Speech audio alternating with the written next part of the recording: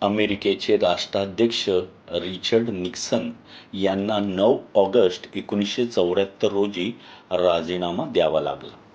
हे अमेरिकेच्या इतिहासातील एक क्रांतिकारी वळण होते.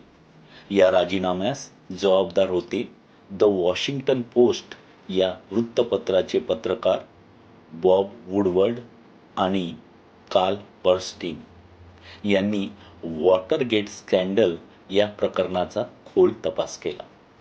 त्यांच्या तपासातून उघड झालं की या घुसखोरीमागे रिपब्लिकन पक्ष आणि खुद राष्ट्राध्यक्ष रिचर्ड निक्सन यांचे सल्लागार होते. त्यांनी साक्षीदारांना गप्प ठेवण्यासाठी पैशांची देवाणघेवाण केली होती आणि पुरावे लपवले होते. या पत्रकारितेच्या दबावामुळे अखेर निक्सन यांना राजीनामा द्यावा लागला. अमेरिकेच्या इतिहासातील एकमेव राष्ट्राध्यक्ष जे पत्रकारितेच्या जोरावर सत्तेवरून पायउतार झाले.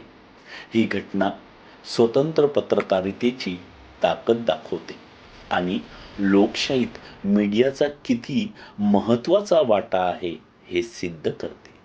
आजही कोणत्याही तथाकथित राजकीय घोटाळ्याला गेट जसे कोलगेट, राफेल गेट प्रत्यय लावला जातो, हे वॉटरगेटच्या प्रभावाचे उदाहरण आहे.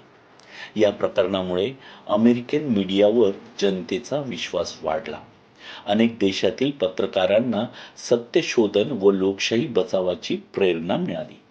राजकारत्यांवर अंकुश ठेवणाऱ्या या पत्रकारितेला आमचा सलाम.